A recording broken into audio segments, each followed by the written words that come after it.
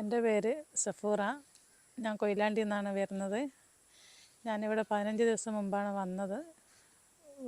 ഞാനിവിടെ പല അസുഖങ്ങളും കാരണമാണ് വന്നത്. പല സ്ഥലത്തും ഒരുപാട് കാണിച്ചു.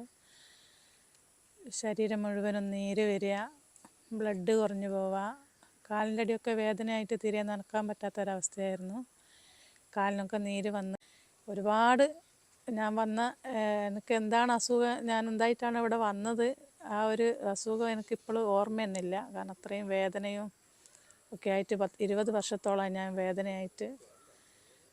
പിന്നെ ബ്ലഡ് വളരെ കുറഞ്ഞു പോക്കായിരുന്നു അയണിൻ്റെ പ്രശ്നം കൊണ്ട്. ഇവിടെ വന്നപ്പോൾ പിന്നെ ഹീമോഗ്ലോബിനൊക്കെ യഥാർത്ഥ സ്ഥാനത്തെത്തി.